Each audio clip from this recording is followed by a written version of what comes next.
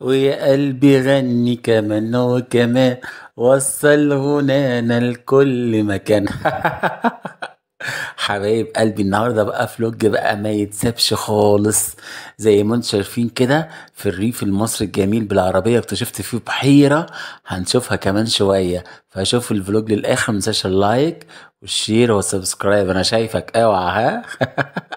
شايفين يا جماعه؟ ادي البحيره الجميله دي بقى. بص بقى يا حبيب قلبي، روقان كده. البحيرة دي أصلا جاية منين؟ انتوا عارفين البحر المتوسط اللي ناحية دمياط وجمصة وكده، في حتة فيه جميلة كده عبارة عن مية عذبة جميلة اسمها اللسان. المية العذبة ديت ممتدية بقى سبحان الله من ما بين الحتة بتاعة المية المالحة والعذبة دي، جاء اللسان ده اللي على امتداد البحيرة الجميلة دي، اللي بتروي الأرض بجد، وبتروي الشجر وبتروي الزرع، حاجة بجد تحفة. شايفين يا جماعة جمال المكان؟ شايفين جمال الشجر؟ شايفين جمال النخل؟ بجد حاجة تهوس. بقول لك ايه، فين اللايك سبسكرايب الشير؟ اوعى، انا شايفك اهو. لا بجد يا جماعة، بجد حاجة جميلة، حاجة تحفة بجد. بعشق بجد الأماكن الطبيعية الجميلة. ب... بحس سوري. بحس ان بجد ان احنا لما احنا نكون بجد قاعدين كده وسط الاراضي الزراعيه كده، باننا زي ايه، زي ما يكون متصل بالحياه، بالطبيعه، بالجمال. دايما خليك كده استشعر بجمال الشجر، استشعر بجمال الورده. ما تخليش الحاجه تعدي كده في يومك كده وخلاص. شايفين يا جماعه الجمال؟ شايفين الروعه؟ بجد حاجه تهوس، حاجه مذهله. ايه الجمال ده؟ اهو بقى الشجر ده، تخيل انت بقى. انا كنت اتمنى ان انا يبقى عندي كده بيت ايه في وسط الفلاحين كده، واقوم اقعد بقى كل يوم فيه كده، واستشعر كده، المس الشجره كده واحس بالجمال. شايفين يا جماعه؟ شايفين المكان الروعه؟ الله.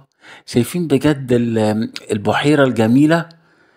ايه الانسان لو قاعد في المكان ده عايز ايه تاني من الدنيا؟ انت مش عايز اي حاجه. كفايه الراحه النفسيه اللي انت بتحسها بجد. وعلى فكرة، انت كمان هتحس بالراحة النفسية اكتر لو اشتركت في قناتي. يا جماعة اللي مش هيشترك في قناتي ويتابعني دايما هيفوتوا كتير من البهجة ومن السعادة، انا بقول لك اهو. لا بجد. شايفين يا جماعة جمال الشجر؟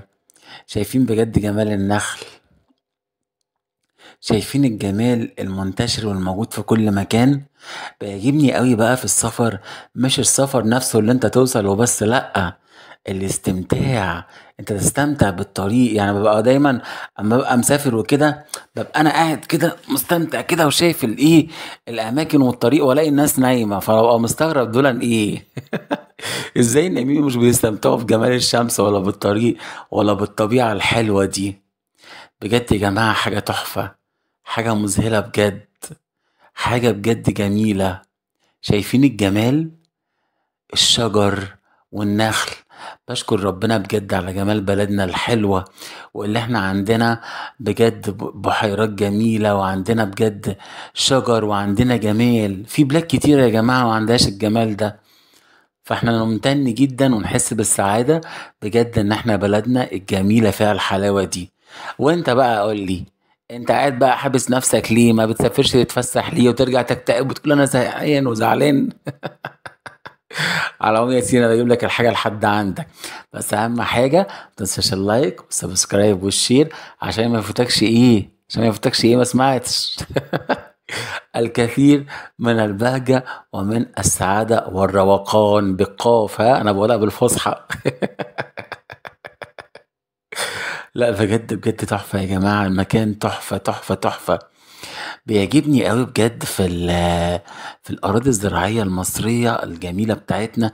النخل، تحس ان النخل كده شايفين جماله موجود جنب بعض ازاي؟ تحس ان هما كده ايه، كأن هما اخوات كده، يعني عارف، كأن هما مع بعض. اشوفكم ان شاء الله الفلوج الجاي.